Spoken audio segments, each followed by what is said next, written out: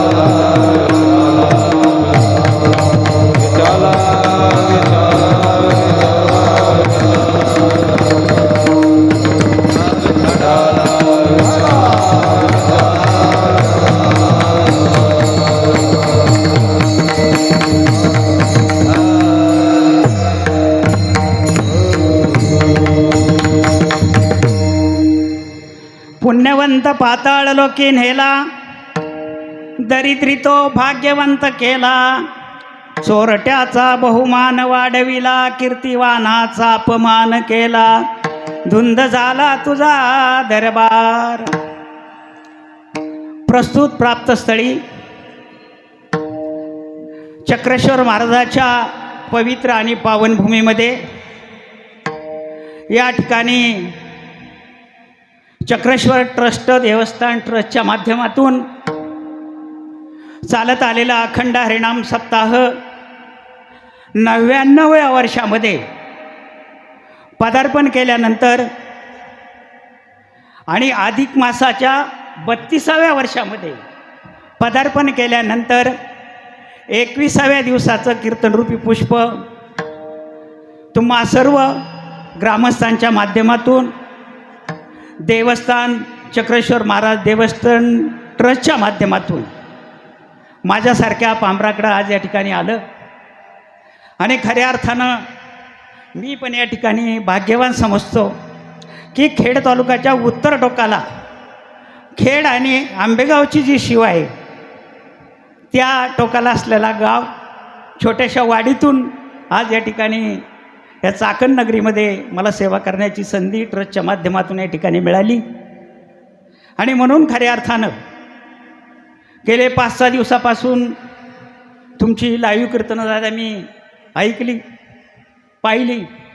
त्यामुळं आज या ठिकाणी खऱ्या अर्थानं या कीर्तनसेवेसाठी मृदंगाचार्य हरिभक्तपरायण कृष्णा महाराज जोगदंड यांच्या चरणावरती त्या ठिकाणी नतमस्तक होतो. दुसऱ्या मृदंगाचार्यांच्या चरणावरती त्या ठिकाणी नतमस्तक होतो. त्याचप्रमाणे विनेकरी बाबांच्या चरणावरती त्या ठिकाणी नतमस्तक होतो. त्याचप्रमाणे वारकरी शिक्षण संस्थेचे संस्थापक अध्यक्ष आळंदी देवाची या ठिकाणी खऱ्या अर्थानं अशा छोट्या छोट्या मुलांना घडवण्याचं काम जे करतात ते जालना जिल्ह्यातील असून आळंदीमध्ये येऊन या ठिकाणी शैक्षणिक ज्ञानाबरोबर आध्यात्मिक ज्ञान देण्याचं काम जे करतात ते आमचे हरिभक्तपरायण नरहरी महाराज शिंदे. त्याचप्रमाणे गायन कोकिळा म्हणून खऱ्या अर्थानं आपल्याच तालुक्यातील वैभव ज्येष्ठ कीर्तनकार हरिभक्तपरायण बाळासाहेब महाराज वाडेकर बहुळ, त्याचप्रमाणे सोबदार बाबा आणि सर्व वारकरी संस्थेमध्ये शिकत असलेले सर्व विद्यार्थी, आमचे माऊलीसुद्धा या ठिकाणी टाळ घेऊन त्या ठिकाणी उभे आहेत आणि सर्व उपस्थित भगिनी, त्याचप्रमाणे माता भगिनी, त्याचप्रमाणे ज्येष्ठ वर्ग, माता मित्रमंडळ वर्ग, माझ्या गावावरून आलेले आमचे चुलते, त्याचप्रमाणे हरिभक्तपरायण तुकाराम महाराज जय, तुम्हा सर्व भगिनींच्या चरणावरती नतमस्तक होऊन या ठिकाणी आज आपण ह्या सेवेला या ठिकाणी प्रारंभ करतो आहे. आज या ठिकाणी ह्या सेवेसाठी अभंग निवडण्याचं कारण खऱ्या अर्थानं महाराष्ट्रामध्ये 12व्या शतकामध्ये जी क्रांती झाली ती 2 संतांच्या माध्यमातून 12व्या शतकामध्ये क्रांती झाली. ज्ञानोबा आणि नामा म्हणजे ज्ञानेश्वर महाराज आणि नामदेव महाराज एकत्र आले आणि वारकरी संप्रदायाची पताका पंजाबपर्यंत भागवत धर्माची पताका ज्यांनी पोचवली ते ज्ञाना आणि नामा एकत्र येऊन त्यांनी त्या ठिकाणी क्रांती केली आणि 12व्या शतकामध्ये वारकरी संप्रदायाचा पाया रोवला गेला. म्हणून ज्ञानदेवे रचिला पाया. ज्ञानोबा रायांनी हा पाया त्या ठिकाणी रचला. नामातयाचा किंकर झाला. कीर्तनाच्या माध्यमातून संपूर्ण महाराष्ट्र त्या ठिकाणी, भारत देश त्या ठिकाणी ढवळून काढला आणि संपूर्ण भारतातील सर्व जाती धर्म पंथातील जे जे काही संत सज्जन आहेत त्यांना एकत्र करण्याचं काम आमच्या नामदेवरायांनी त्या काळामध्ये केलं, ज्ञानोबारायांनी त्या ठिकाणी केलं आणि 12व्या शतकामध्ये ती एक क्रांती झाली की त्यांनी नामा आणि ज्ञाना आणि नामा एकत्र आल्यानंतर देव लवकर भेटतो. म्हणजे ज्ञान आणि नाम आपल्याजवळ असेल तर भगवंताची प्राप्ती आपल्याला लवकर होते आणि खऱ्या अर्थानं ही क्रांती 12व्या शतकात ज्ञानोबारायांनी त्या ठिकाणी केली आणि 16व्या शतकामध्ये सुद्धा एक क्रांती झाली आणि ती क्रांती झाली तुकोबाच्या माध्यमातून आणि शिवबाच्या माध्यमातून. खऱ्या अर्थानं या ठिकाणी राजसत्ता आणि धर्मसत्ता एकत्र आल्याशिवाय कुठलंही कार्य यशस्वी होत नाही. 16व्या शतकामध्ये आमच्या तुकोबारायांनी आणि छत्रपती शिवाजीराजांनी त्या ठिकाणी दाखवून दिलं की राजसत्ता आणि धर्मसत्ता एकत्र आली आणि त्यावेळेला एक तुकोबारायांच्या रूपानं त्या ठिकाणी क्रांती झाली आणि तुकोबाराय त्या ठिकाणी वारकरी संप्रदायाच्या कलस्थानी त्या ठिकाणी त्यांचं नाव घेतलं जातं आणि शिवबाचं नान 32 मन तोळ्याच्या सिंहासनावरती विराजमान होऊन स्वराज्याचे संस्थापक म्हणून आज जो दिवस आहे तो छत्रपती शिवाजी महाराजांचा राज्याभिषेक सोहळा रायगडावरती त्या ठिकाणी संपन्न होतो आहे. ही क्रांती म्हणून या ठिकाणी ज्ञानोबारायांनी नामदेवरायांनी क्रांती केली. ज्ञानेश्वर महाराजांनी संस्कृतमध्ये असलेला ग्रंथ मराठीमध्ये आणला आणि आपल्याला त्या ठिकाणी साज आणि मोवाळं, मिथुले आणि रसाळं, शब्द जैसे कल्लोळ अमृताचे ती ज्ञानेश्वरी त्या ठिकाणी मराठीमध्ये आम्हाला प्राप्त करून दिली. ही ज्ञानेश्वर महाराजांनी क्रांती केली आणि 16व्या शतकात तुकोबारायांनी गात्यासारखा ग्रंथ आम्हाला त्या ठिकाणी निर्माण करून दिला. म्हणून मी नेहमी सांगत असतो 12व्या शतकात या वारकरी संप्रदायाला एक आई मिळाली, ती ज्ञानोबारायांच्या रूपानं मिळाली आणि 16व्या शतकात या वारकरी संप्रदायाला एक बाप मिळाला, तो तुकोबारायांच्या रूपानं मिळाला. म्हणून खऱ्या अर्थानं जर विचार करायचा झाला तर वारकरी संप्रदायाचा मालक पंढरीचा विठोबा, वारकरी संप्रदायाचा मालक पंढरीचा विठोबा, वारकरी संप्रदायाची आई आळंदीचा ज्ञानोबा, वारकरी संप्रदायाचा बाप देहूचा तुकोबा आणि वारकरी संप्रदायाचा पाईक जिजाऊचा शिवबा, जिजाऊचा शिवबा. या वारकरी संप्रदायाला एक गुरु मिळाला. वारकरी संप्रदायाचे गुरु शंकर महादेव, वारकरी संप्रदायाचे गुरु शंकर महादेव, वारकरी संप्रदायाचे चालक आळंदी पंढरीचे वारकरी, वारकरी संप्रदायाचे ग्रंथ गाथा आणि ज्ञानेश्वरी आणि वारकरी संप्रदायाचा मंत्र रामकृष्ण हरी रामकृष्ण हरी रामकृष्ण हरीसारखा मंत्र आम्हाला 16व्या शतकामध्ये तुकोबारायांनी त्या ठिकाणी दिला. आणि आज आपण त्या ठिकाणी पाहतो लाखोचा समाज त्या ठिकाणी 2 महिन्यांनी आता आपलं वारी येणार आहे. त्यावेळेला खऱ्या अर्थानं त्यावेळेला ज्ञानोबा तुकोबारायाचा गजर करत आमचे वारकरी पांडुरंगाच्या भेटीसाठी तिथं 18 दिवस त्या ठिकाणी अखंडपणे चालत असतात. आणि ज्ञानोबा तुकोबारायाचा गजर करत वारकरी भेटी लागी जीवा लागलीचे असं पाहे रात्रंदिवस वाट तुझी. ही क्रांती त्या संतांनी त्या केलेल्या वेळी केली. आणि त्याच 12व्या शतकामध्ये खऱ्या अर्थानं एक महिला संत म्हणून जी लाभली ती आमची जनाबाई लाभली. त्या जनाबाई महाराजांचा जो काय अधिकार होता तो अधिकार खऱ्या अर्थानं या ठिकाणी अभंगाच्या माध्यमातून मी आपल्याला या ठिकाणी मांडण्याचा प्रयत्न करणार आहे. अभंग खूप मोठा आहे, सांगणारा खूप छोटा आहे. अभंग जनाबाई महाराजांचा आहे. अभंग जनाबाई महाराजांचा आहे. अभंग 4 चरणाचा आहे. एका चरणामध्ये 4 तुकडे आणि 17वं ध्रुवपद म्हणजे 4 चौक 16 आणि 17वं ध्रुवपद असा मोठा असा अभंग आहे. आणि खऱ्या अर्थानं देवाबरोबर भांडून न्याय कसा मिळवायचा हे खऱ्या अर्थानं आमच्या जनाबाईने आम्हाला 12व्या शतकामध्ये त्या ठिकाणी सांगितलं. आज खऱ्या अर्थानं या ठिकाणी अभंग घेण्याचं एकमेव कारण की आज महिला वर्ग मोठ्या प्रमाणे ह्या कीर्तनाला असतो हे मी 2-3 दिवसाच्या माध्यमातून त्या ठिकाणी पाहिलं. आणि खऱ्या अर्थानं महिला वर्गांमध्ये वारकरी संप्रदायाच्या आजच्या कलियुगाच्या भागात जर कुठंही जरी पाहिलं तर कुठल्याही सप्त्याला आम्ही जरी गेलो तर 25% पुरुष आणि 75% महिला त्या ठिकाणी असतात. आपल्या पिंपरी चिंचवड भागामध्ये कुठेही जरी गेलं तर भजनी मंडळाची चालतात ती महिलांचीच असतात. आणि खऱ्या अर्थानं जनाबाईंनी त्यावेळेला जो आदर्श घालून दिला आणि म्हणून आज त्या ठिकाणी ही अभंगाची निवड मी त्या ठिकाणी केली. खऱ्या अर्थानं या ठिकाणी जनाबाई महाराज त्या ठिकाणी भांडतायत, देवाबरोबर त्या ठिकाणी भांडतायत. आज आपण पाहतो सगळीकडेच भांडणं चालू आहे. काही काही लोकांना भांडण केल्याशिवाय करमत पण नाही. देशादेशात भांडण. आता तिकडे इराण इराक युद्ध चालू झालं, इकडं तेल बंद झालं, पेट्रोल बंद झालं, डिझेल बंद झालं, गॅस बंद झाला. म्हणजे युद्ध त्यांचं झालं पण त्रास आपल्याला झाला. म्हणजे असं असतं. म्हणून देशादेशात भांडण, राज्यामध्ये भांडण, त्याचप्रमाणे जिल्ह्यामध्ये भांडण, तालुक्यामध्ये सुद्धा भांडण, गावागावामध्ये भांडण, घराघरामध्ये भांडण, भावाभावांमध्ये भांडण, नवरा बायकोमध्ये भांडण आणि बहीण भावामध्ये सुद्धा भांडण.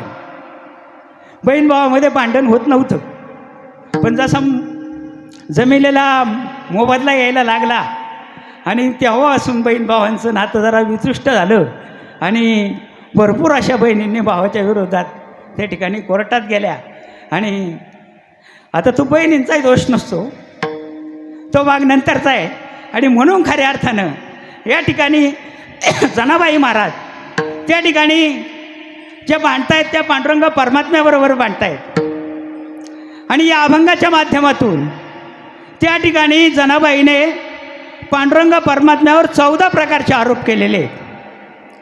आता हे 14 प्रकारचे आरोप कोणत्या कोणत्या पद्धतीने केलेले आहेत हे आपण या ठिकाणी सोडवण्याचा प्रयत्न त्या ठिकाणी करणार आहेत. खऱ्या अर्थानं जनाबाई ही 4 युगामध्ये पांडुरंग परमात्म्याबरोबर, त्याचप्रमाणे नामदेव महाराजांबरोबर आणि स्वतः जनाबाई 4 युग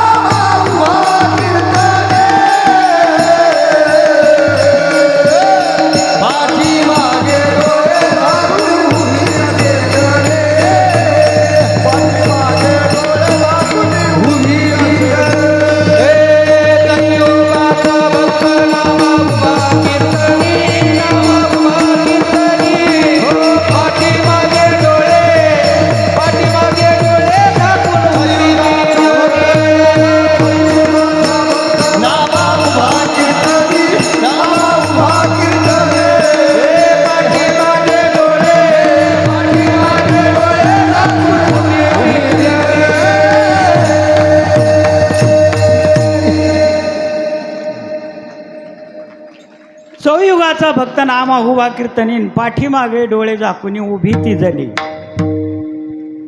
प्रमाणे की 4 युग झाली नामदेवरायांच्या पाठीमागं डोळे झाकून जनाबाई जर उभ्या आहेत,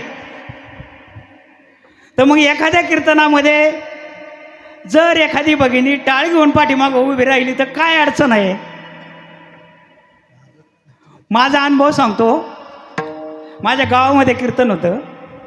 हे आला दृष्टांत म्हणून तुम्हाला मी सांगतो की जर एवढं प्रमाण आपल्याला संतांनी त्यावेळेला दिलं आहे, चौयुगाचा भक्त नामा उभा कीर्तनी आणि पाठीमागे डोळे झाकून उभी ती जणी. जनाबाई महाराज जर नामदेवरायांच्या पाठीमागं डोळे झाकून जर उभ्या राहत असतील, तर मग आमच्या भगिनीने आमच्या पाठीमागं टाळ घेऊन उभं राहायला काय हरकत आहे का? नाही. आमच्या गावातला किस्सा आहे. माझ्या गावात असंच लाईव्ह कीर्तन चालू होतं. लाईव्ह कीर्तन चालू झाल्यानंतर माझ्या गावातल्या माझ्या भगिनींनी मला विनंती केली की दादा तुझ्या कीर्तनामध्ये आम्ही टाळ घेऊन उभं राहणार आहोत. म्हटलं तुम्ही राहा, पण नेमकी माझ्या पाठीमागच उभं राहा. मला ते प्रमाण आठवलं नामदेवरायांचं चौयुगाचा भक्त. म्हणलं आपल्या भगिनीचं आहेत, मागच उभे राहा. आणि तो कॅमेरा जो यायचा प्रत्येक वेळेला तो माझ्यावर असल्यामुळं ते त्यांच्यावर पण ती पाठीमागे जायचा. मग त्यांच्यावर गेल्यानंतर कीर्तन लाईव्ह झालं. दुसऱ्या दिवशी कीर्तन यूट्यूबला गेलं आणि दुसऱ्या दिवशी 4-5 महाराजांचे मला फोन आले. म्हणले महाराज कीर्तन छान झालं, कीर्तन खूप छान झालं, पण आम्हाला एक विषय आवडला नाही. म्हणलं काय आवडलं नाही ते मला सांगा. म्हणले सगळं आवडलं, पण ते तुमच्या पाठीमागं टाळ घेऊन त्या सगळ्या भगिनी मागं उभ्या होत्या. म्हटलं त्या भगिनी दुसऱ्या तिसऱ्या कोणी नसून त्या माझ्या स्वतःच्या बहिणी होत्या. बहिणीला वाटलं भावाच्या कीर्तनामध्ये टाळ घेऊन उभा राहिलं, त्यांची काय चूक आहे? त्या 3 महाराजांनी आत्तापर्यंत माझ्याबरोबर 10 वर्ष झाली त्या गोष्टीला परत मला फोन केला नाही. मग आता काय त्यांना वाईट वाटलं त्यांचं त्यांच्यापाशी. परंतु मी ठामपणे सांगत असतो महाराज की आपली जरी भगिनी त्यांनाही ते जनाबाई महाराज प्रामाणिक निश्चित आपण त्या ठिकाणी बोलतोय. आणि म्हणून खऱ्या अर्थानं या ठिकाणी जनाबाई महाराज यांचा चौयुगाचा भक्त नामा उभा कीर्तनी आणि पाठीमागे डोळे झाकून ती उभी, ह्या जनाबाई महाराज यांचा हा 4 चरणाचा अभंग. आता जनाबाई महाराजांचा विचार करायचा जर झाला तर जनाबाई नामयाची दाशी, पण जनाबाईचा जर विचार करायचा जर झाला तर नामदेवरायांच्या घरी दाशी म्हणून जनाबाई गेल्यानंतर 14 माणसांच्या कुटुंबाची सेवा जनाबाईला त्यावेळेला करायला लागायची. गोनाई राजाई दोघी सासू चुना, गोनाई राजाई दोघी सासू चुना, दामना मदना बापले का, दामना मदना बापले का. गोनाई राजाई दोघी सासू चुना, गोनाई राजाई दोघी सासू चुना, दामना मदना बापले का, दामना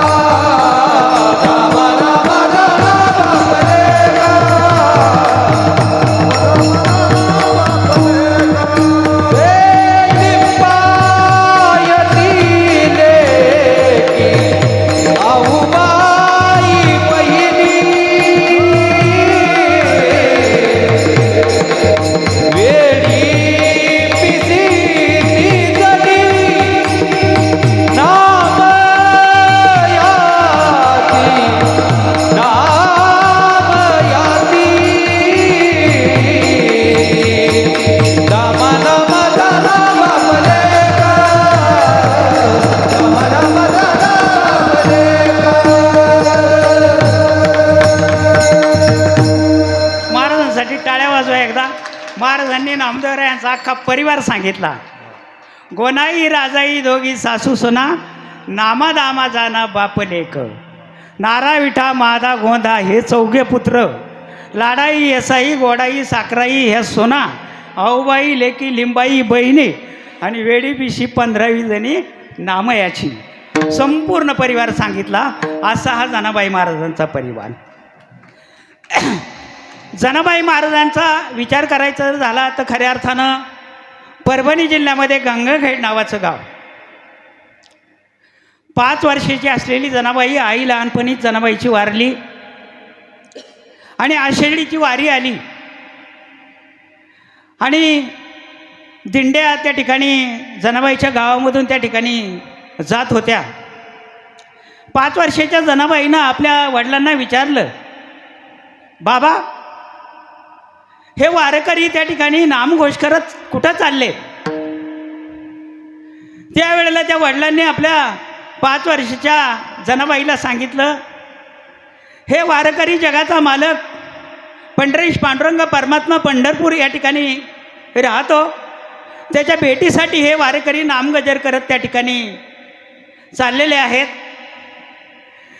अखंड प्रवास करून त्या ठिकाणी जातात, चंद्रभागेचं स्नान करतात आणि चंद्रभागेचं स्नान केल्यानंतर त्या ठिकाणी पंढरीश पांडुरंग परमात्म्याचं दर्शन घेतात आणि परत आपल्या आल्यानंतर आपल्या संसारामध्ये आपली शेती असेल, आपला व्यवसाय असेल, त्या व्यवसायाच्या अखंडपणे त्या ठिकाणी काम करत असतात. ही ऊर्जा त्यांना त्या ठिकाणी मिळते आणि म्हणून हे वारकरी तिकडे चाललेले आहेत. 5 वर्षाच्या जनाबाईनं आपल्या वडिलांना हट्ट केला, आपणही जाऊया पंढरीच्या वारीला. वडिलांनी सांगितलं, अगं जना तू खूप लहान आहेस, पंढरीच्या वारीचा प्रवास खूप मोठा आहे, त्या ठिकाणी अखंड गर्दी असते, अनेक वारकरी त्या ठिकाणी येत असतात. जनाबाईचा हट्ट होता. जनाबाईच्या हट्टापुढं बापाला त्या ठिकाणी ऐकावं लागलं. आजही बापाचा लेकीवरती आणि लेकीचा बापावरती सगळ्यात जास्त प्रेम जर कोणाचं असेल तर बापाचं लेकीवरती आणि लेकीचं बापावरती असेल. हा इतिहास आहे. एका बापानं आपल्या मुलीसाठी युग बदलून टाकितलं आणि एका बापानं आपल्या मुलीसाठी वैकुंठावरून परत मृत्यूलोकामध्ये यावं लागलं. इतकं प्रेम बापाचं आपल्या मुलीवरती असतं. जनाबाई महाराजांनी विचार केला. बापांनी सांगितलं, चला आपणही त्या ठिकाणी दिंडीमध्ये सहभागी होऊया. एक गोधडी वळकटी घेतली आणि जनाबाई आणि जनाबाईचे वडील त्या दिंडी सोहळ्यामध्ये त्या ठिकाणी सहभागी झाले. मजल दर मजल, मजल दर मजल करत करत करत करत पंढरीच्या वेशीच्या द्वारावरती संपूर्ण दिंड्या त्या ठिकाणी आल्या. म्हणजे आजच्या विचार जर केला तर वाखरी या ठिकाणी सर्व दिंड्या एकत्र येतात, पालख्या सगळ्या एकत्र येतात. तिथून मग सगळ्या क्रमाक्रमाने पंढरी पांडुरंग परमात्म्याच्या दर्शनाला जातात. सर्व दिंड्या त्याही काळामध्ये त्या ठिकाणी पंढरी नगरामध्ये प्रवेश केला, चंद्रभागेचं स्नान केलं, पुंडलिक रायाचं दर्शन घेतलं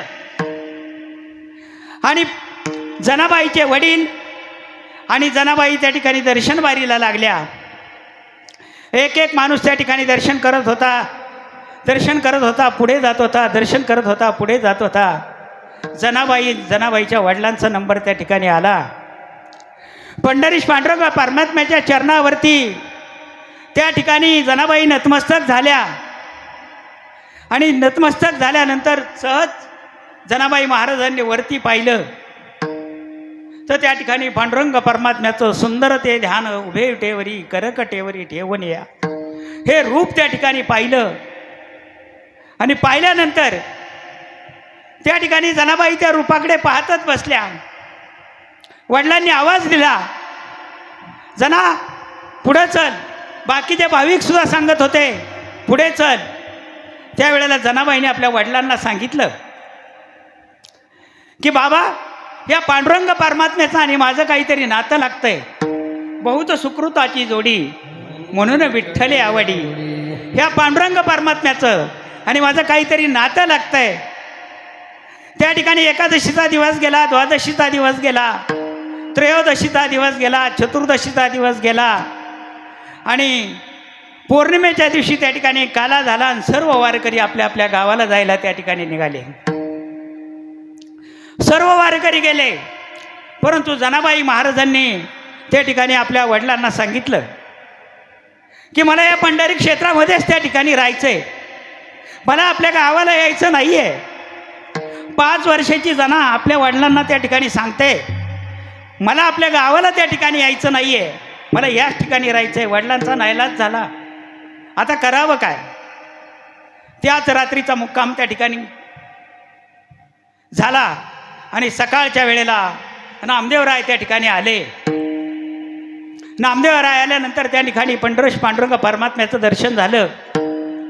आरती चाललेली होती, गर्दी होती आणि त्या गर्दीमध्ये जनाबाईच्या वडिलांनी आपला हात नामदेवरायांच्या हातामध्ये दिला आणि त्या गर्दीतून जनाबाईचे वडील तसेच पाठीमागं सरकले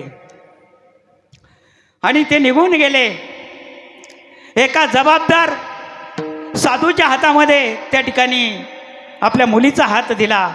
हा साधू माझ्या मुलीचा सांभाळ करेल ह्याची जाणीव त्या वडिलांना त्यावेळेला होती. आजही आपल्या मुलीचा हात आपण योग्य माणसाच्या हातामध्ये द्यायला विसरत नाही. आता काही काहींचे चुकीच्या हातात जातात, तो भाग त्यांचा नशिबाचा प्रारब्धाचा असतो, परंतु तो हात नामदेवरायांच्या हातामध्ये त्या ठिकाणी दिला. गर्दीतून त्या ठिकाणी बाजूला झाले आणि बाजूला झाल्यानंतर नामदेवरायांनी पाहिलं तर 5 वर्षाची जनाबाई आपल्या हातामध्ये, कुणाची का होईना मुलगी असो, नामदेवराय त्या मुलीला आपल्या घरी घेऊन गेले. घरी गेल्यानंतर 5 वर्षाची जनाबाई त्या ठिकाणी मोठी होऊ लागली.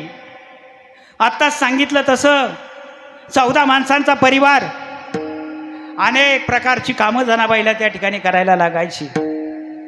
पांडुरंग परमात्म्याच्या नित्यदर्शनाला सुद्धा त्या ठिकाणी जनाबाई जायची. पहाटे 3 वाजता जनाबाईला त्या ठिकाणी उठावं लागायचं. पहाटेचा 3 वाजताचा दिनक्रम जनाबाईचा चालू व्हायचा तर रात्रीच्या 12 वाजेपर्यंत त्या ठिकाणी जनाबाईचं काम चालायचं. म्हणजे 21 तास जनाबाई त्या ठिकाणी काम करत होत्या. जनाबाईला फक्त 3च तासाची झोप त्या ठिकाणी मिळायची. अखंडपणे जनाबाईला ती कामं करायला लागायची आणि खऱ्या अर्थानं ही अनेक कामं करत असताना त्या ठिकाणी जनाबाईला दळण सुद्धा त्या ठिकाणी दळावं लागेल. सुंदर माझे नंतर जनाबाईला अशी अनेक प्रकारची कामं त्या ठिकाणी करावं लागायची आणि खऱ्या अर्थानं जनाबाई त्या ठिकाणी दळण दळायच्या.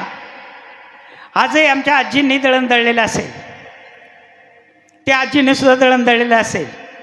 आता जातं गेलं, जातं राहिलं नाही. आता फक्त आपण उन्हाळ्यामध्ये जातं काढतो. आता आमच्या घरात आहे जातं अजून काही, पण ते जातं हरभरं दळायला फक्त. आता पिठाची चक्की आली, परंतु तुम्हाला तुमचं खाटल्याचं घर, तुमच्या जावा 4-5, तुमचे दीर, तुमची मुलं, तुमची नातवंड एवढ्यांचं पाठ उठून तुम्हाला दळण दळावं लागत असेल. असं तुमचं पूर्वीचा काळ त्यावेळेचा. आता या तरुण पिढीतल्या मुलींना काही जातं नाही दळायची वेळेत, हरभरं दळीत असतील उन्हाळ्यामध्ये त्या सासूनी सांगितल्यानंतर. मग असं दळत जातं. एका ठिकाणी दळणाला हळदीचं दळण होतं, हळदीचं.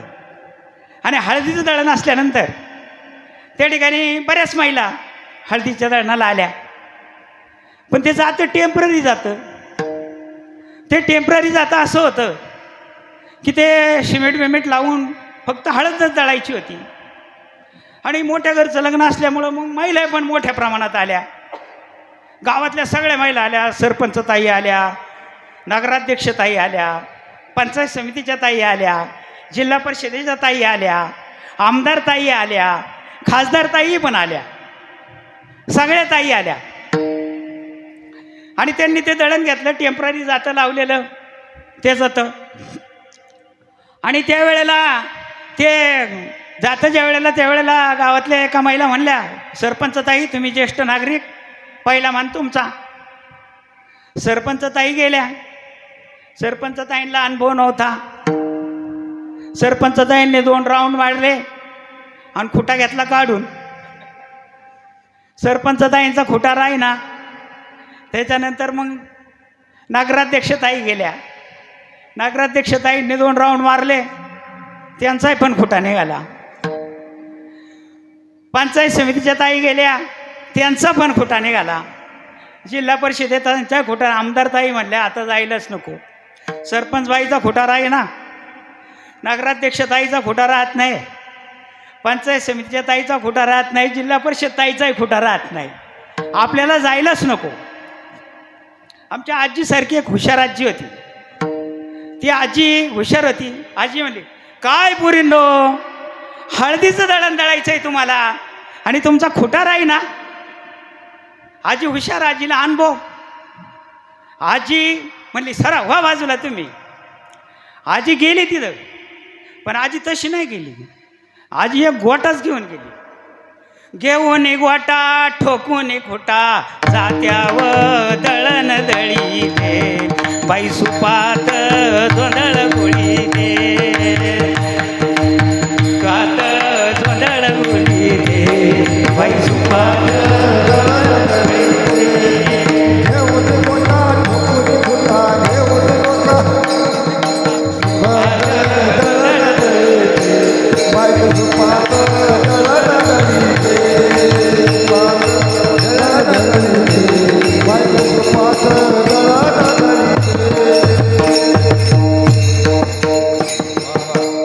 आजीने खुटा गोटा घेऊन आजीने खुटा ठोकला. अख्खी हळद झाली पण खुटा नाही निघाला. याला म्हणतात अनुभव. आणि खुटा ठोकला, दळण झालं.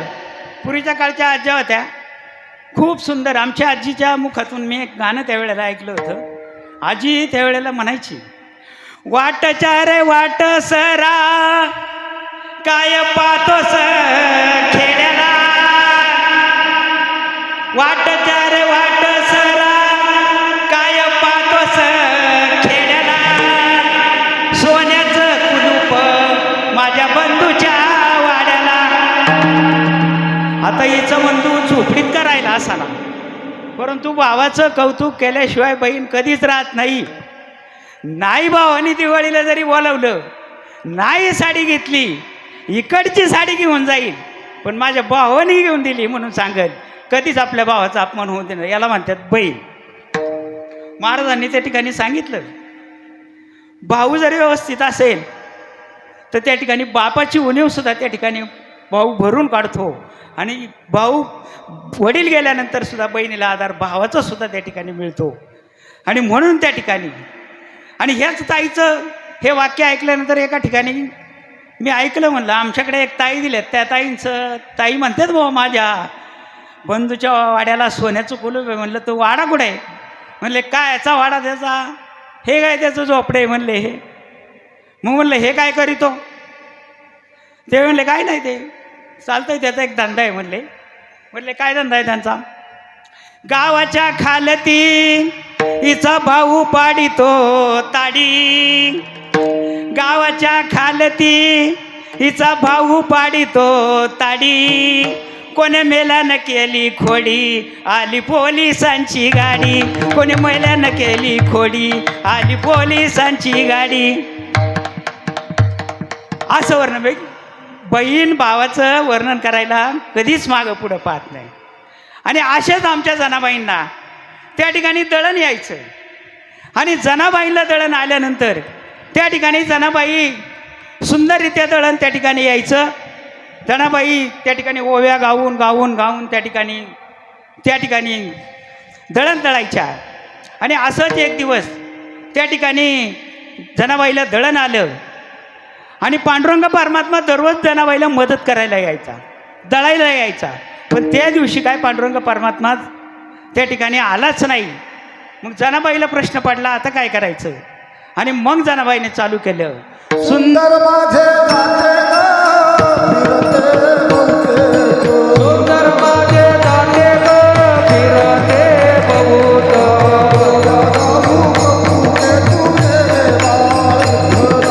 ओव्या गाऊ कौतुके तू ये रे बा विठ्ठला,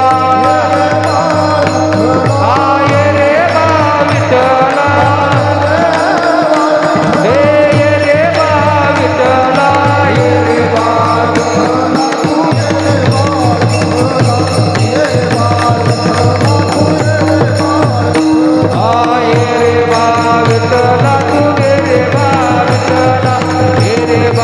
विठ्ठला तू ये रे बा विठ्ठला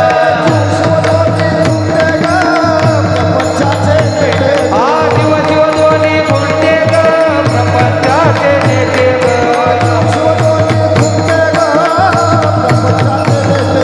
शिव शिव दोन्ही कोणते ग प्रपंचाचे नेते ग पाची बोटे गे तू ये रे बा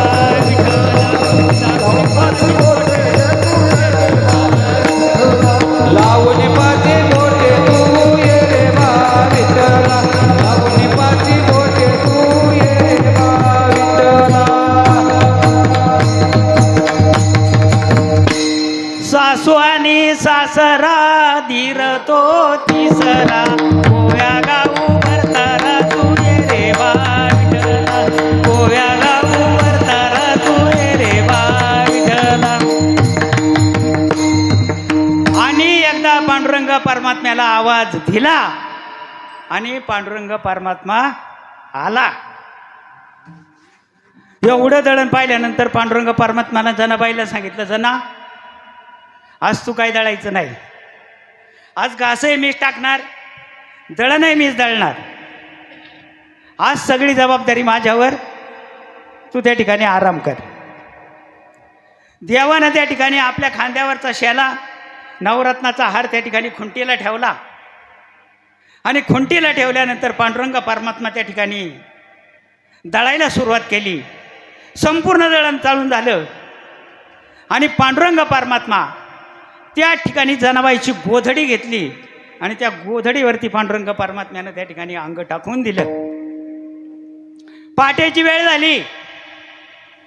एक एक वारकरी एक एक वारकरी एक एक वारकरी त्या ठिकाणी मंदिरामध्ये आला. समयच्या वाती पुढे त्या ठिकाणी ढकलल्या गेल्या आणि वारकऱ्यांनी त्या ठिकाणी पाहिलं. त्या ठिकाणी पांडुरंग परमात्मा त्या ठिकाणी आज विटेवरती त्या ठिकाणी दिसत नाहीये आणि म्हणून त्या ठिकाणी वारकऱ्यांनी त्या ठिकाणी पांडुरंग परमात्म्याच्या गळ्यामध्ये हारही त्या ठिकाणी नाहीये थोडासा. आणि मग त्यावेळेला इकडं काकड्याचं भजन चालू झालं. उठा पांडुरंगा प्रभात समयो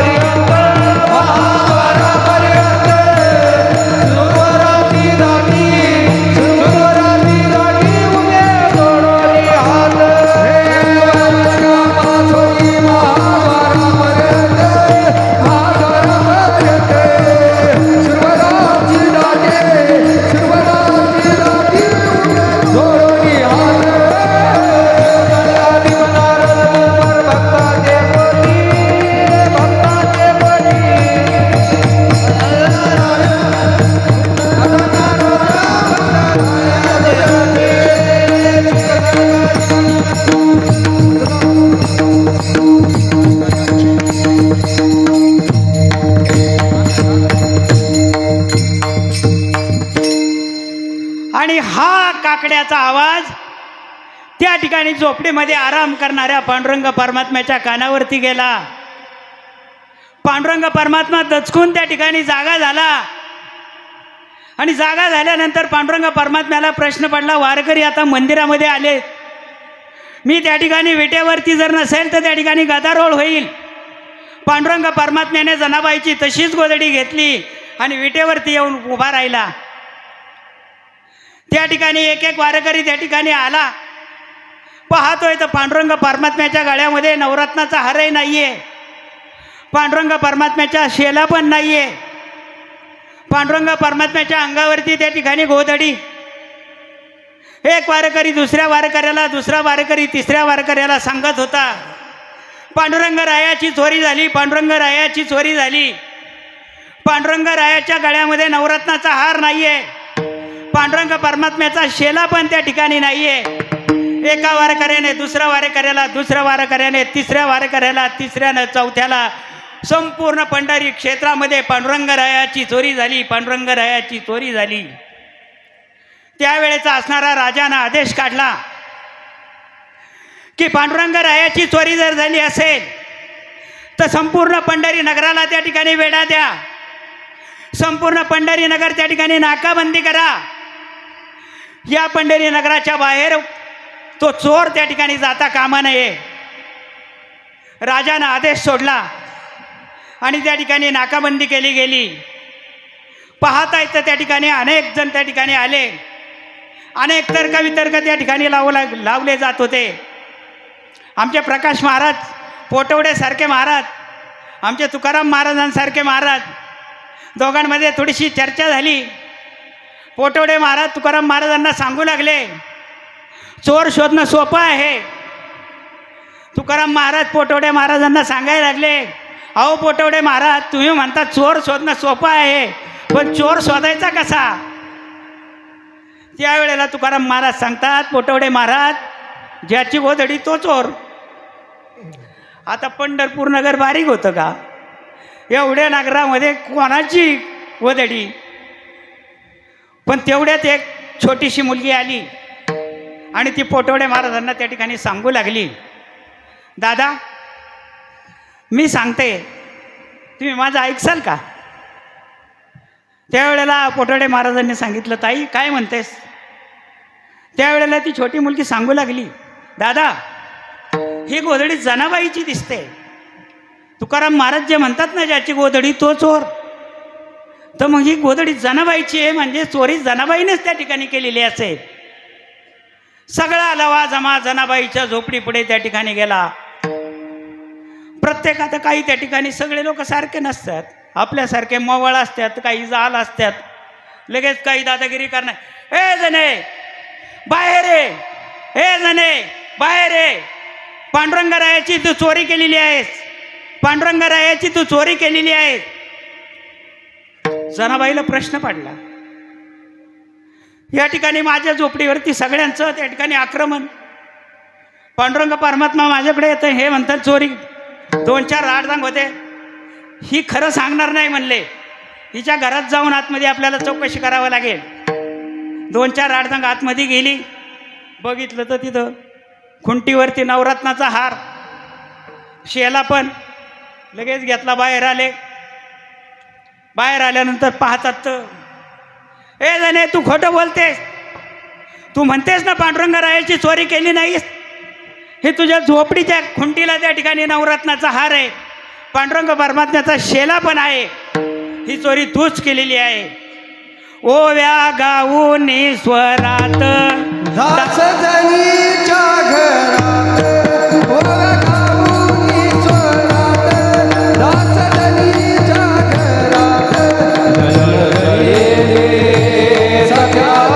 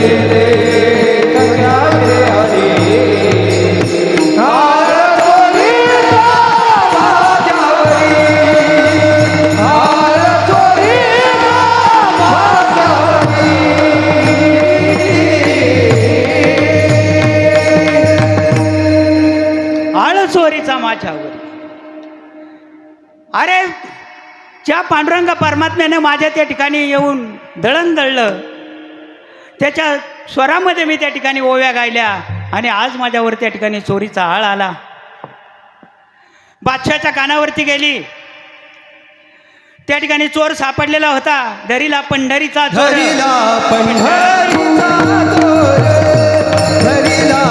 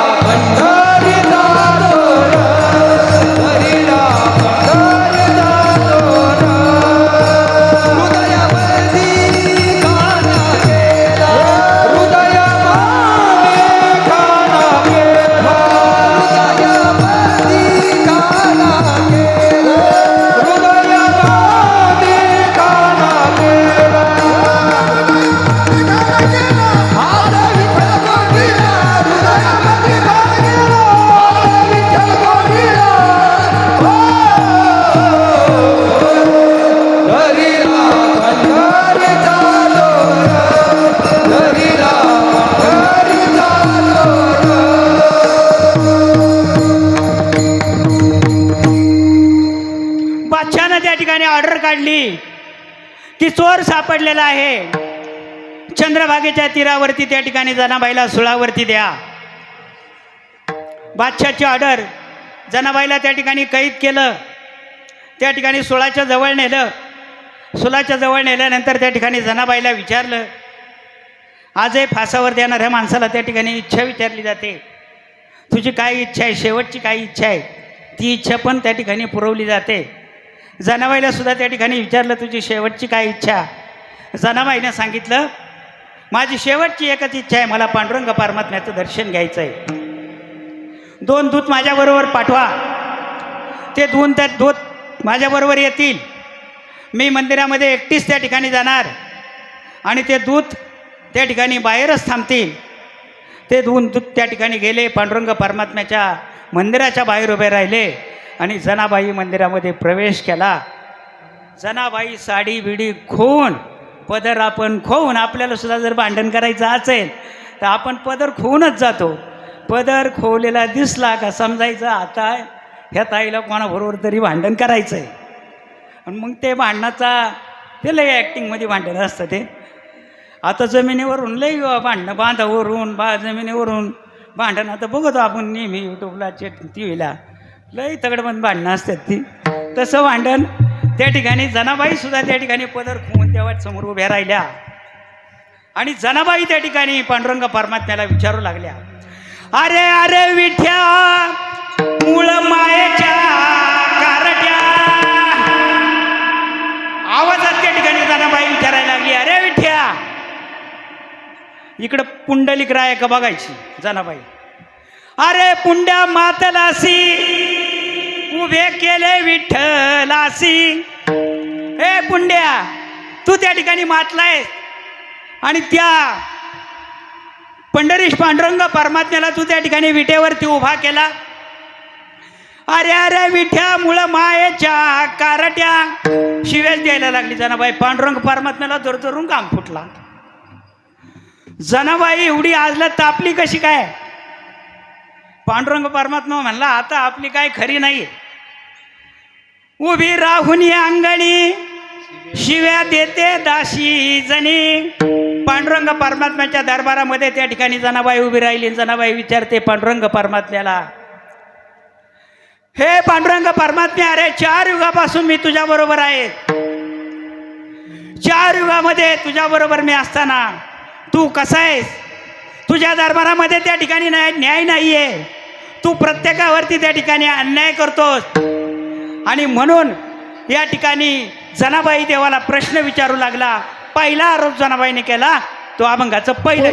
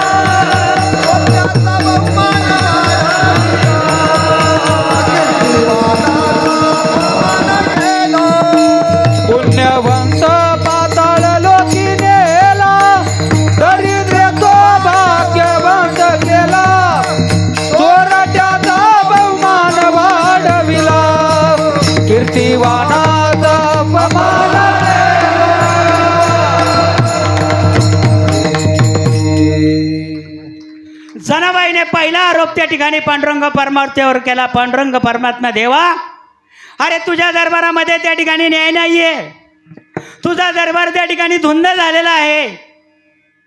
अरे तो बळीराजा, ज्या बळीराजाच्या दरबारामध्ये आलेला अतिथी पाठीमागं जात नव्हता, त्या बळीराजाकडे तू त्या ठिकाणी गेलास, 3 पावलं त्या ठिकाणी जमीन तू त्या ठिकाणी मागितलीस, आणि पहिलं पाऊल तू त्या ठिकाणी स्वर्गामध्ये ठेवलं, दुसरं पाऊल तू त्या ठिकाणी मृत्यू लोकामध्ये ठेवलंस, आणि तिसरं पाऊल कुठं ठेवून विचारू म्हणून सांगितलंस. त्यावेळेला तू त्या ठिकाणी बळीराजानं आपलं डोकं त्या ठिकाणी पुढं केलं, तू त्याच्या डोक्यावरती त्या ठिकाणी पाऊल ठेवलं आणि त्या बळीराजाला तू पाताळात घातला. तुका म्हणे बळी दिव दिला पायातळी, दिव दिला पायातळी, दिव दिला पायातळी.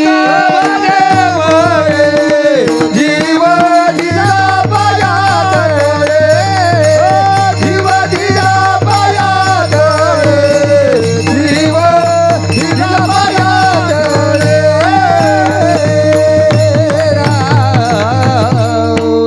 तुका म्हणे बळी जीव दिला पायातळी. अरे त्या बळीराजाला तू त्या ठिकाणी पाताळात घातलंस. हा कुठला तू अन्याय केला. दुसरा आरोप त्या ठिकाणी जनाबाईने पांडुरंग परमात्म्यावर केला, तुझ्या दरबारामध्ये त्या ठिकाणी न्याय नाही आहे. अरे त्या सांदीपनी ऋषीच्या आश्रमामध्ये तो सुदामा ब्राह्मण आणि तुम्ही त्या ठिकाणी 64 दिवस त्या ठिकाणी एकत्र राहिले. तू त्याला मित्र मित्र म्हणतोस आणि त्या सुदाम्याला तू गरीब करून टाकितलास. हाच का तुझा न्याय. तिसरा आरोप त्या ठिकाणी जनाबाईनं केला, अरे तो चोरटा ज्यानं 7 रांजण भरतील एवढे लोक त्या ठिकाणी मारले, अनेक लोकांना मारलं, चोऱ्या केल्या, आणि त्यांनी रामायण लिहिलं, आणि त्या रामायणाप्रमाणे तू वागायला लागलास. त्याचा किती मोठा बहुमान वाढवलास. अरे तो कीर्तिवान कर्ण, तो कर्ण मरणाच्या दारात असताना त्या ठिकाणी तू गेलास. तो कर्ण त्या ठिकाणी शेवटची घटका मोजतोय, तरी त्याचा सोन्याचा दात तुला पाहिजे होता म्हणून त्या ठिकाणी तू गेलास. त्या दानशूर कर्णाचा सुद्धा तू त्या ठिकाणी अपमान केलास. तुझ्याकडे कसला न्याय. अभंगाचं 2रं चरण. वैरी वैरिया सिद्धी दली मोक्ष सिद्धी, वैरियाची दिली मोक्ष सिद्धी, कपटी आलेली महादेव, कपटी आलेली महादेव. सेवकाच्या डोंगान मिळती, सेवकाच्या डोंगान मिळती, चाळकाची त्रिलोकी भावी तारकाची त्रिलोकी भावी. धुंद झाला तुझा दरबार, धुंद झाला तुझा दरबार, धुंद झाला तुझा दरबार, धुंद झाला तुझा दरबार.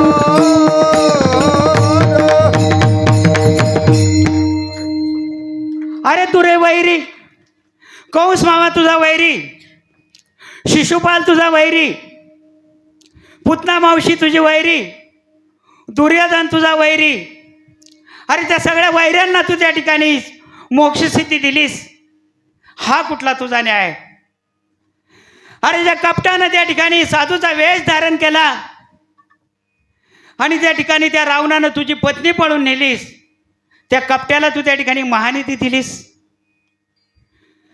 अरे ती आम्ही वारकरी वर्षभर त्या ठिकाणी सकाळी उठल्यापासून त्या ठिकाणी काकड्या करतो, ज्ञानेश्वरीचं पारायण करतो, त्या ठिकाणी गाथा पारायण त्या ठिकाणी करतो, प्रवचनरूपी सेवा त्या ठिकाणी करतो, कीर्तन करतो, हरिपाठ करतो, रात्रीचा जागर पण करतो, आणि आमच्यासारख्या सेवकांच्या ढुंगाला चिंधीसुद्धा मिळत नाही.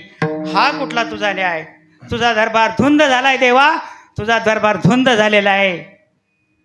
तो नारद त्या ठिकाणी स्वर्गामध्ये जातो, मृत्यू लोकामध्ये येतो, पाताळामध्ये जातो, आणि त्या ठिकाणी भावात भाऊ गावात गाव त्या चाळकाने चौचोंड्याचा नार्या जाणं, खेळ्या माझी आगळा रे कुटाळी करुनी, पोरे भांडवी आपण राही निराळा रे. तो नारद ब्रह्मदेवाचा पुत्र सगळीकडे नुसतं कळच लावायचं काम करतो, त्याला मात्र या त्रिलोकामध्ये भावाने वंदन करतात. हा कुठला तुझा न्याय? अभंगाचं 3रं चरण. पतिव्रता तीव्रता गुंतवाले, पतिव्रता तीव्रता गुंतवेले, शागनिकाते सत्य लोकाने शागनिकाते सत्य लोकाने कळी स्वकुळा लाविये पोळा लाविये गोष्ट बरी नाही गे नाही गोष्ट बरी नाही धुंद झाला तुझा दरबार, धुंद झाला तुझा दरबार, झाला तुझा दरबार, धुंद झाला तुझा दरबार.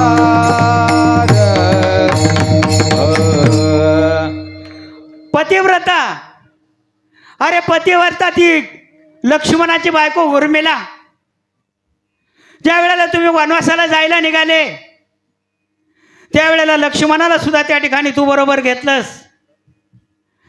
ती उर्मिला त्या ठिकाणी आपल्या पतीला 1 ग्लास दुधाचा देणार होती, परंतु तुला त्या ठिकाणी जायला वेळ झालेला होता. तू दुधाचा ग्लास सुद्धा त्या ठिकाणी घेऊन दिला नाहीस.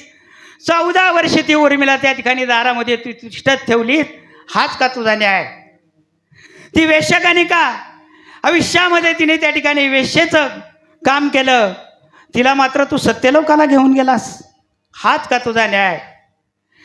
अरे ज्या पांडवांमध्ये, ज्या गोपाळांमध्ये तू राहिलास, ज्या सवंगड्यांमध्ये तू राहिलास, खेळलास, त्या वृंदावनामध्ये जाऊन तुम्ही त्या ठिकाणी गायी ओळल्या, एकत्र काला तुम्ही केला, त्या गवळ्यांचा तू नायनाट करून टाकितलास, स्वकुळाला तू त्या ठिकाणी कळी लावून टाकितलीस. हाच का तुझा न्याय? शेवटच्या चरणात तुकोबाराय सांगतात, सत्ववानाचा बहु केला छळ, सत्ववानाचा बहु केला छळ, कीर्तिवानाचे मारियले बाळ, कीर्तिवानाचे मारियले बाळ, सखा म्हणवीसी जाती बळ, सखा म्हणवीसी त्याची रागी बळ, सखा म्हणवीसी जाती नाची बळ, जगी म्हणे मी तुझे जाणे खेळ, तुझा दरबार, तुझा दरबार, धुंद झाला तुझा दरबार, धुंद झाला तुझा दरबार.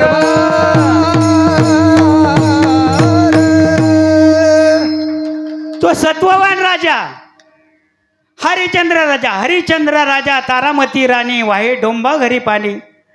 अरे स्वप्नामध्ये त्या ठिकाणी हरिचंद्र राजानं त्या ठिकाणी वचन दिलं आणि त्या वचनाला तो त्या ठिकाणी जागलास. त्याचा रोहिदास बाळ तू त्या ठिकाणी मारून टाकितलास. तो कीर्तिवान श्रेयाळ राजा आणि त्या चांगोनेचा बाळ तू त्या ठिकाणी चिल्या बाळ तू त्या ठिकाणी मारून टाकितलास. तू म्हणतो माझा सखा अर्जुन.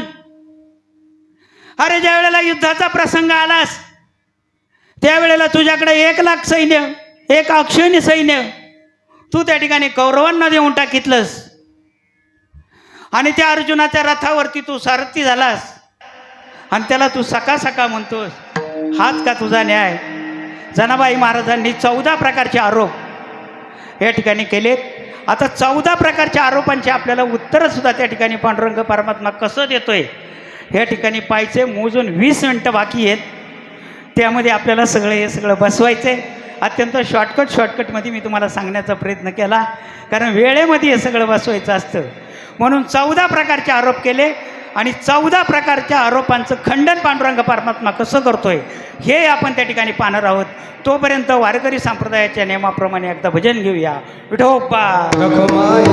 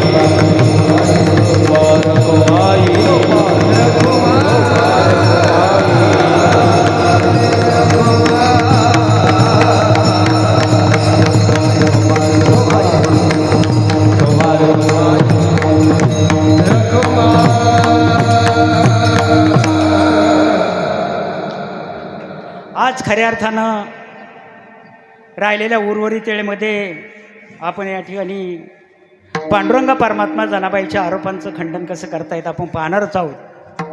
परंतु खऱ्या अर्थानं आज मंदिरावरचा कळस, मंदिरामधला देव, गोठ्यातली गाई, घरातली आई आणि माझ्या भगिनींच्या कपाळावरचं कुंकू ज्यांच्यामुळे सुरक्षित आहे ना, त्या राजा छत्रपती शिवाजी महाराजांचा राज्याभिषेक सोहळा आज रायगडावर त्या ठिकाणी संपन्न होतो.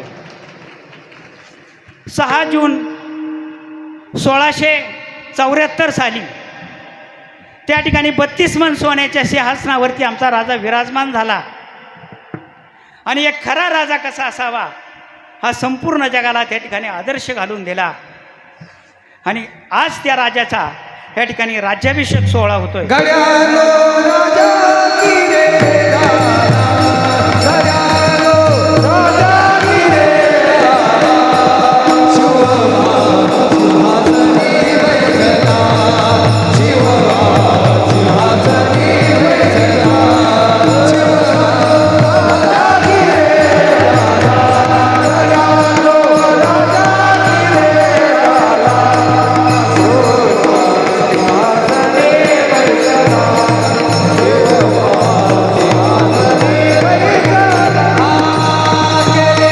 स्वराज्याचे धोरण केले, रयतेचे रक्षण केले, रयतेचे रक्षण केले, रयतेचे रक्षण.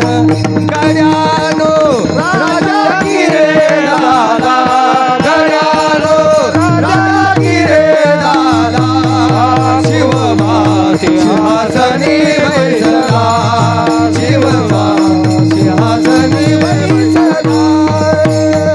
हे एकच राजा इथे जन्मला शिवनेरी किल्ल्यावर, एकच राजा इथे जन्मला शिवनेरी किल्ल्यावर.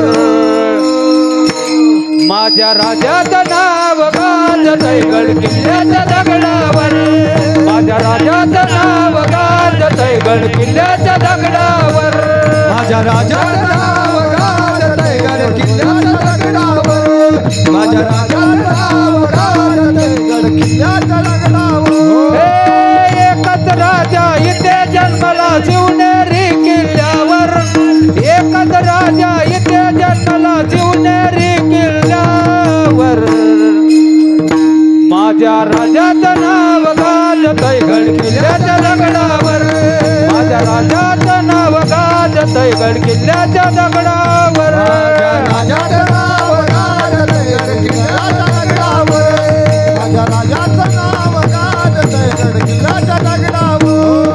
सुंदर स्वराज्य निर्माण केले तलवारीच्या धारेवर, तलवारीच्या धारेवर, तलवारीच्या धारेवर. सुंदर स्वराज्य निर्माण केले तलवारीच्या धारेवर, तलवार स्वराज्य निर्माण केले तलवारीच्या पाट्यावर. हे रयतेसाठी वार झेलले आपल्या निधड्या छातीवर, आपल्या निधड्या छातीवर, आपल्या निधड्या छातीवर. प्राणपणाने लढले मावळे भगवंताच्या राजावर, प्राणपणाने लढले मावळे भगवंताच्या राजावर. माझ्या राजाचं नाव गाजतंय गड किल्ल्याच्या दगडावर, माझ्या देवाचं नाव गाजतंय गड किल्ल्याच्या दगडावर, राजाचं नाव गाजतंय गड किल्ल्याच्या दगडावर, माझ्या देवाचं नाव गाजतंय गड किल्ल्याच्या दगडावर. आठवण येते मना मनातून भगवा झेंडा दिसल्यावर, भगवा झेंडा दिसल्यावर, भगवा झेंडा दिसल्यावर. जात बातना धर्म माती ध्वजाला माणुसकीवर, माणुसकीवर, लढा माणुसकीवर. पुन्हा पुन्हा जातीच्या शिवभक्ताच्या हृदयावर, शिवभक्ताच्या हृदयावर, शिवभक्ताच्या हृदयावर, भक्ताच्या हृदयावर. सुंदर स्वराज्य निर्माण केले तलवारीच्या धारेवर, धारेवर, धारेवर. माझ्या राजाचं नाव गाजतंय गड किल्ल्याच्या दगडावर माझ्या राजाचं नाव गाजतंय गड किल्ल्याच्या दगडावर एकच राजा इथे जन्माला शिवनेरी किल्ल्यावर एकच राजा इथे जन्माला शिवनेरी किल्ल्यावर माझ्या राजाचं नाव गाजतंय गड किल्ल्याच्या दगडावर छत्रपती शिवाजी नाव गाजतंय गड किल्ल्याच्या दगडावर राजाचं नाव गाजतंय गड किल्ल्याच्या दगडावर माझ्या देवाचे नाव गाजतंय गड किल्ल्याच्या दगडावर राजाधिराज छत्रपती शिवाजी महाराज की जय धर्मवीर संभाजी महाराज की जय हर हर हर हर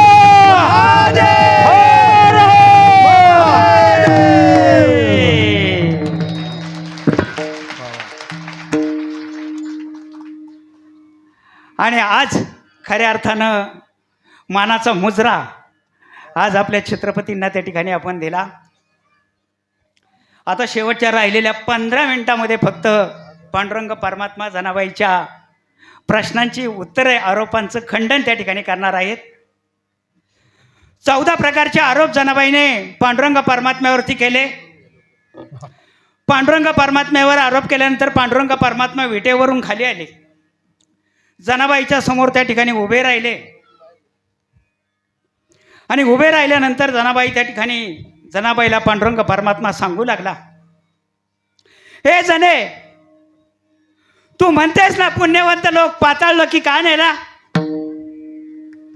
तू म्हणतेस पुण्यवंत लोकी पाताळ लोकी नेला. अगं तो पाताळ लोकी नेलेला बळीराजाला मी पाताळामध्ये त्या ठिकाणी घातलंस. पण हे जणे पाताळामध्ये घातल्यानंतर त्या पाताळाचा राजा मी त्या ठिकाणी त्याला केलं. पाताळाचा राजा बनवल्यानंतर हे जणे त्या बळीराजानं मला त्या ठिकाणी द्वारपाळ म्हणून त्या ठिकाणी नेमलं. हे जणे माझी काय चूक की मी आज त्या बळीराजाच्या दरबारामध्ये त्या ठिकाणी द्वारपाळ म्हणून त्या ठिकाणी काम करतोय. तू म्हणतेस ना दरिद्री तो भाग्यवंत केला. अगं तो भक्त सुदामा तो माझा लहानपणीचा मित्र होता. त्याला गरिबी आली. आता गरिबी कशी आली तर तुम्हाला सर्वांना माहीत आहे. त्याला गरिबी आली, परंतु त्याच्या पत्नीवरती वाईट दिवस आल्यानंतर पत्नीनं सांगितलं का तुमचा मित्र त्या ठिकाणी द्वारकेचा राजा झालाय, त्याच्या भेटीसाठी एकदा जा. पत्नीचं ऐकून सुदामा त्या ठिकाणी मजल दर मजल करत त्या ठिकाणी माझ्याकडे आला. परंतु आल्यानंतर त्या ठिकाणी मोकळ्या हातानं त्या ठिकाणी आला नाही. मुष्टीभर पोहे त्या ठिकाणी घेऊन आला. सुदामा ब्राह्मण दारिद्र्य पिढ्याला मुष्टीभर पोह्यासाठी गाव सुवर्णाचा दिला. अगं तो मुठभर पोहे त्या ठिकाणी तो घेऊन आला आणि मुठभर पोह्यामधला भाव मी त्या ठिकाणी दिला आणि म्हणून त्याला मी त्या ठिकाणी दरिद्री तो भाग्यवंत केला. तू म्हणतेस ना चोरट्याचा बहुमान वाढवलास. अगं त्या चोरट्याचा बहुमान का वाढवला? त्या चोरट्याच्या जीवनामध्ये नारदासारखा महर्षी आला. दिसला की मारायचं, दिसला की मारायचं. परंतु हा ज्या वेळेला नारद महर्षी त्यावेळेला त्या वाल्या कोळ्याच्या समोर उभा राहिला, त्यावेळेला त्या ठिकाणी नारद महर्षी हसतायत हे पाहिलं आणि त्यावेळेला त्याने दिलेला राम राम राम राम जो मंत्र आहे, मारा मारा म्हणतात, त्या राम राम मंत्रातून वारुळ उगवलं आणि त्या ठिकाणी त्याचा बहुमान मी वाढवला की त्यांनी रामायण लिहिलं. त्या रामायणाचा एकही शब्द मला पुढं जाता आलं नाही, हा मी त्याचा बहुमान वाढवला. तू म्हणतेस ना कीर्तिवानाचा अपमान केलात. होय, कीर्तिवानाचा अपमान केलात. मरणाच्या काळी त्याने सोन्याचा दात मला दिलास. पण कर्ण क्षत्रिय होतास. त्या क्षत्रियाचं कर्तव्य होतं की एका अबला नारीचं त्या ठिकाणी वस्त्रारण होतं. फेडी जेव्हा वस्त्र सतीचे उघडे करावया अंग, सांग करना तुझा धर्म केव्हा कुठे गेला होता सांग. त्यावेळेला ह्या कर्णाचा धर्म कुठं गेला होता, म्हणून मला त्याचा अपमान करावा लागला. तू म्हणतेस ना वैरी अशी दिली मोक्षसिद्धी. अगं हे सगळेच माझे वैरी होते, परंतु रात्रंदिवस त्यांना माझा ध्यास लागला होता. कृष्ण कृष्ण कृष्ण कृष्ण. जरी वाईट विचाराने का होईना त्यांच्या मुखातून त्या ठिकाणी नामस्मरण चाललेलं होतं, म्हणून त्यांना मला त्या ठिकाणी मोक्ष द्यावा लागलास. तू म्हणतेस ना कपटी अशी दिली महानिधी.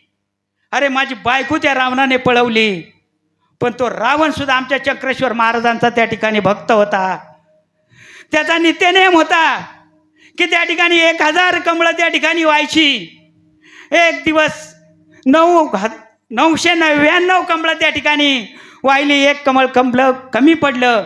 आपलं शिर कमळ त्या रावणानं त्या ठिकाणी दिलं, म्हणून मला त्या ठिकाणी मोक्ष सिद्धी द्यावी लागली.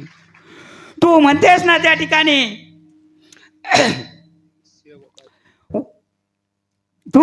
त्या ठिकाणी चाळकासी व्हावे त्रैलोक्यवंदी. अगं तो नारद महर्षी ह्या 4 युगामध्ये त्या ठिकाणी फिरतो, परंतु लोक वेडे नाही आहेत जणे. लोक चांगलं काम जो करतो त्याच्या पुढंच त्या ठिकाणी नतमस्तक होतात. वाईट कामाचं समर्थन समाज कधी करत नाही, हे लोकांना सांगावं लागत नाही. म्हणून चाळकासी भावे त्रैलोक्यवंदी. तू म्हणतेस ना पतिव्रता वृथा उर्मिलाला त्या ठिकाणी 14 वर्ष उभं केलं. अगं 14 वर्ष त्या उर्मिला का त्या ठिकाणी उभं केलं, त्याचं कारण ऐक जणे. अगं त्या इंद्रजिताला त्या ठिकाणी वरदान होतं का तो इंद्रजित मेघनाथ ज्याला म्हणून ओळखलं जातं, त्याने इंद्रजितानं त्या ठिकाणी इंद्रावरती विजय मिळवला होता. त्याला वरदान होतं की 14 वर्ष जो उपवासी राहील त्याच्याच हातून त्या इंद्रजिताचा मेघनाथाचा वध त्या ठिकाणी होईल. या ठिकाणी उर्मिला जर त्याच्याबरोबर जर आली असती तर ते व्रत पूर्ण झालं नसतं आणि इंद्रजित कधीच मेला नसता. म्हणून मला हे सगळं करावं लागलं. तू म्हणतेस ना त्या ठिकाणी वेश्या गणिका सत्यलोकाला नेली. जणे ऐक, सत्यलोकाला का नेलं. अगं अंतकालेच मामेव स्मरण मुक्तवा कलेवरम. अंतकाळी याच्या नाम आले मुखा. ज्याच्या मुखामध्ये अंतकाळाला भगवंताचं नामस्मरण येतं. अगं त्या वेश्यागणिकेकडे एक पोपट होता आणि त्या पोपटाचं नाव होतं राघोबा. त्या पोपटाचं नाव घेऊन अंतकाळाच्या समयाला तिचं भगवंताचं नाम तिच्या स्मरणात आलं, म्हणून मला त्या ठिकाणी सत्यलोकाला न्यावं लागलं. तू म्हणतेस ना कळी स्वकुळाला लाविली. अगं मी माझ्या यादवांना ज्यांच्यामध्ये लहानाचा मोठा झालो त्यांना मी नाही मारलं, ते स्वतःच त्या ठिकाणी दारू पिऊन मेले. त्याचा माझा काय दोष. तू म्हणतेस ना सत्ववान राजाचा छळ केला.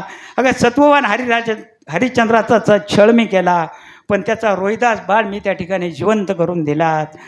तू म्हणतेस ना त्या ठिकाणी श्रियाळ आणि चांगुनेचा त्या ठिकाणी बाळ जिवंत करून दिलात.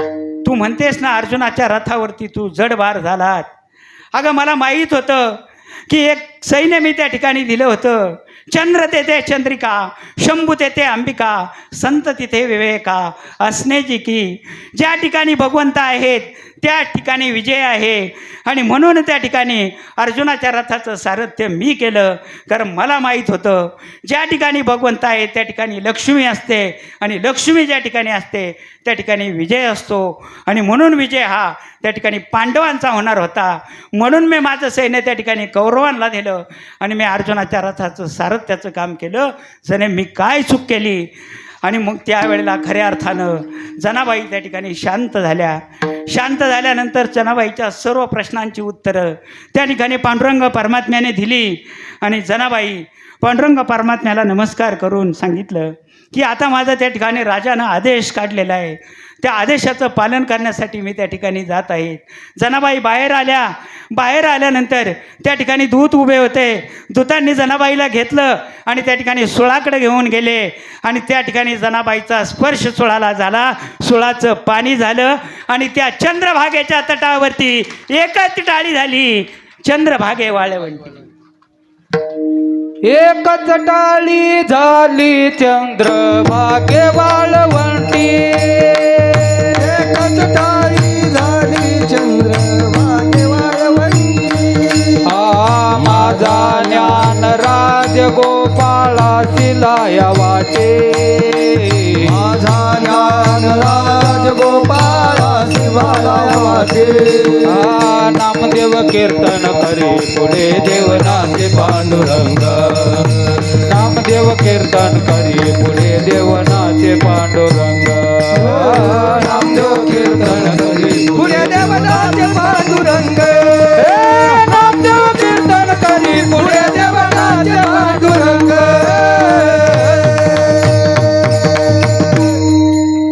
एकच टाळी झाली, सुळाचं पाणी झालं आणि खऱ्या अर्थानं वाळवंटामध्ये नामदेवरायांचं कीर्तन झालं आणि पांडुरंग परमात्मा कीर्तनामध्ये येऊन त्या ठिकाणी नाचायला लागला.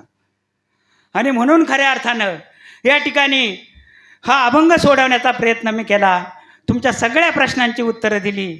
आता माझ्या माहितीप्रमाणे 30 कीर्तनं दादा याच्यामध्ये आहेत. 3 महिलांना तुम्ही या ठिकाणी संधी दिलेली आहे.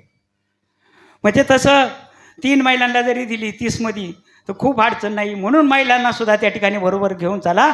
वारकरी संप्रदायाचा पाया आणि हा संप्रदाय जर टिकवायचा असेल तर निश्चितपणे त्या ठिकाणी आपल्याला महिलांना सुद्धा त्या ठिकाणी बरोबर घेऊन चालावं लागेल.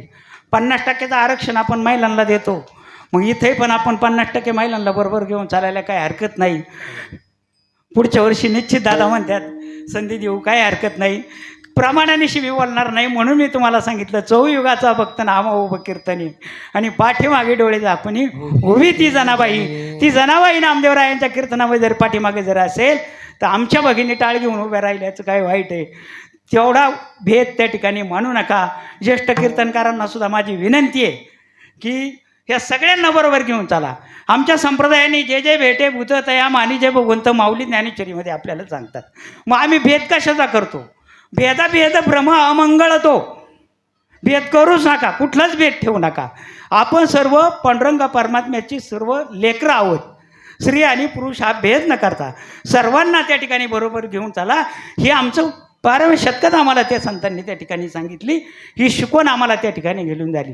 आणि म्हणून वारकरी संप्रदायाच्या प्रमाणे एकदा भजन घेऊया. ज्ञानेश्वर माऊली ज्ञानराज माऊली तुकाराम ज्ञानेश्वर माऊली ज्ञानराज माऊली ज्ञानेश्वर माऊली ज्ञानराज माऊली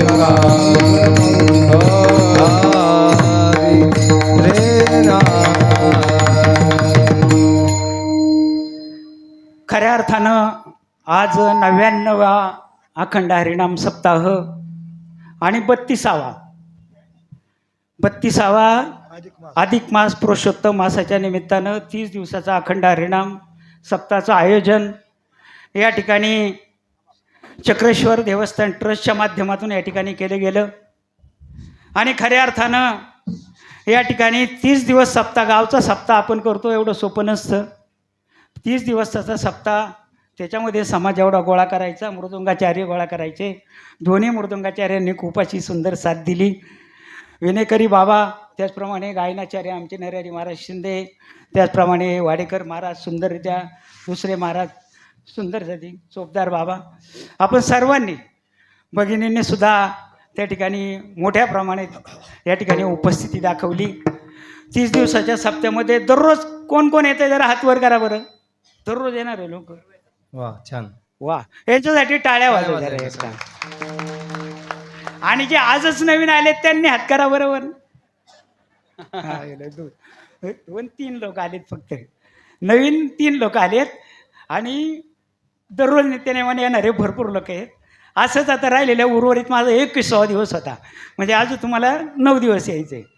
असेच 9 दिवस येऊन भगवंताची सेवा त्या ठिकाणी करा. तन मन धनाने आपण याच्यामध्ये सहभागी झालात. आणि मी नेहमी सांगत असतो, ज्याच्याकडे पैसा आहे त्याने जरूर पैसा द्या. ज्याच्याकडे वेळ आहे त्याने वेळ द्या. ज्याच्याकडे श्रम आहेत त्याने श्रम द्या. पण ज्याच्याकडे काही नाही त्याने कमीत कमी काड्या तरी करू नका. कारण काड्या करणारे लई आहेत. काड्या करू करू काही माड्या पण बांधल्या, पण काड्या करायचं सोडलं नाही. अशा काड्या करू नका. आणि संप्रदायामध्ये मी मगाशीच सांगितलं की राजसत्ता आणि धर्मसत्ता ज्या वेळेला एकत्र येते ते वेळेला ते कार्य सिद्धीत जातं.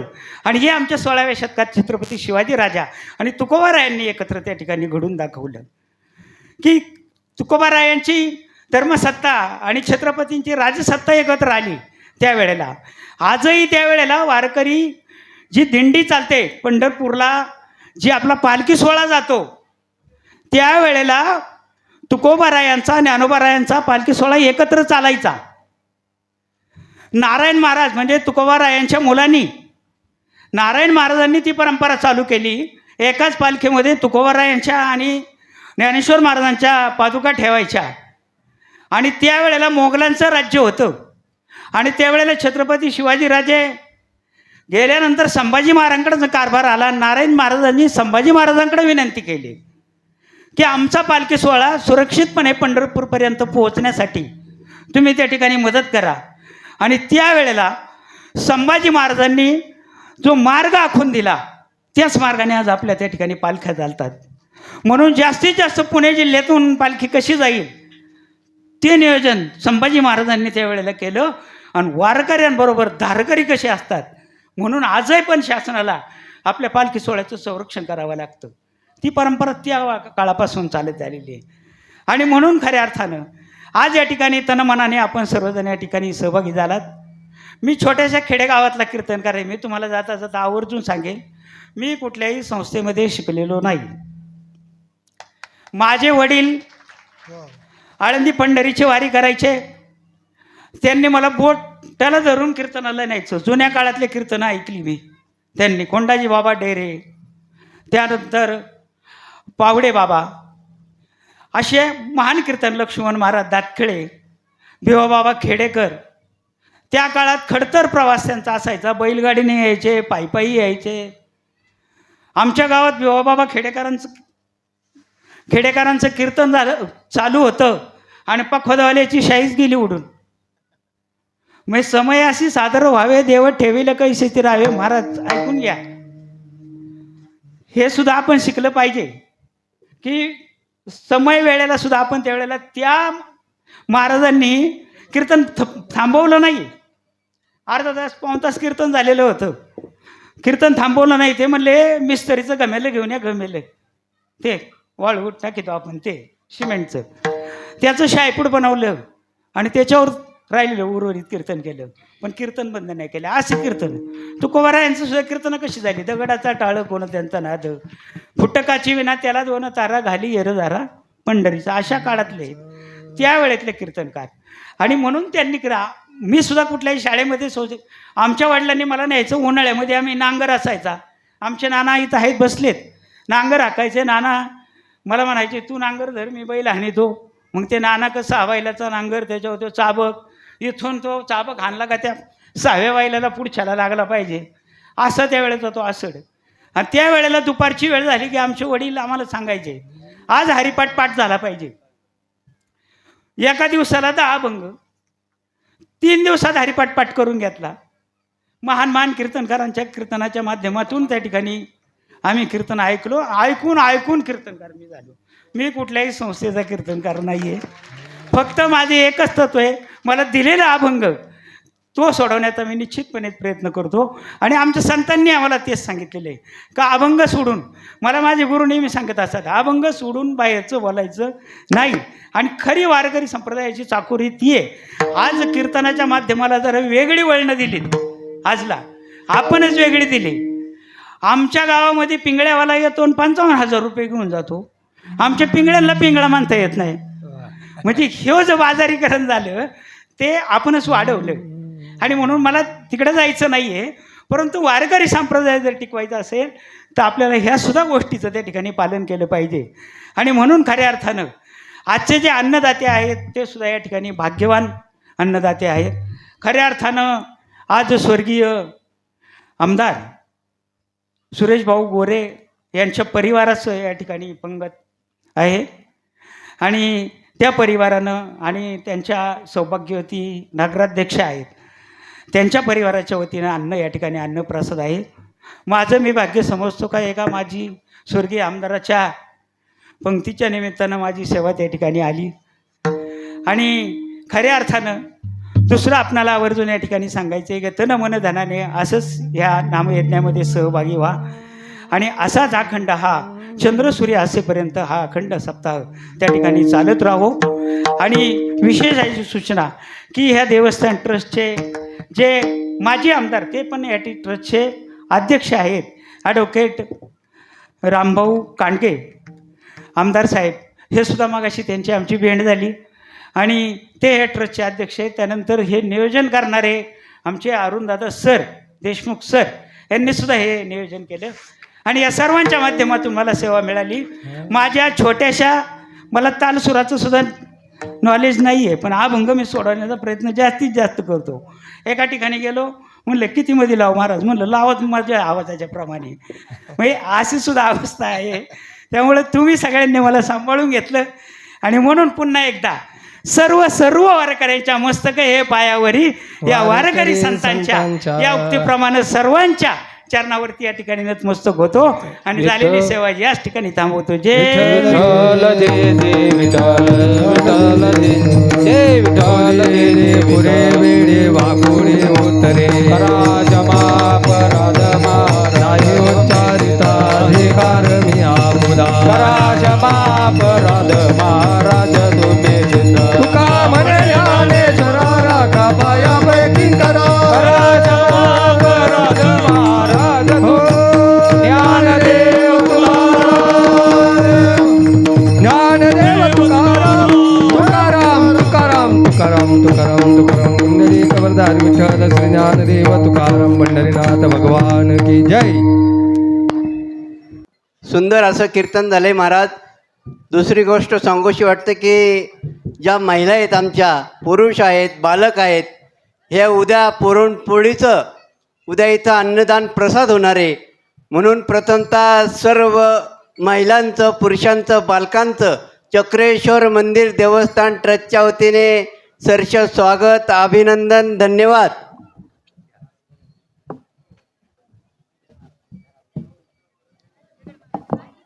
धन्यवाद महाराज.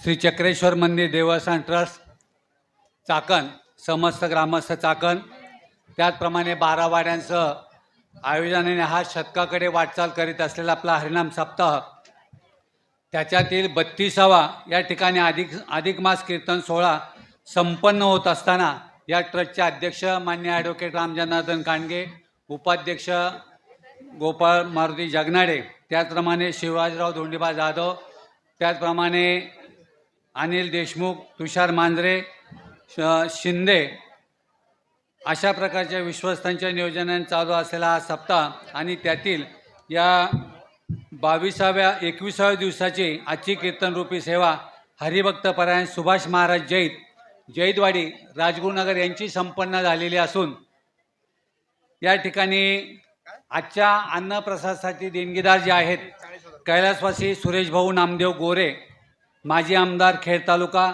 यांच्या स्मरणार्थ त्यांचा सर्व परिवार, त्याचप्रमाणे श्री मंगेश शिवाजी कांडगे नगरसेवक चाकण नगर परिषद आणि त्याचप्रमाणे तानाजी शेठ नानाजी बागडे यांचा परिवार, या 3 परिवाराच्या वतीने आज अन्नदानासाठी या ठिकाणी महाप्रसादाचे आयोजन केलेले आहे.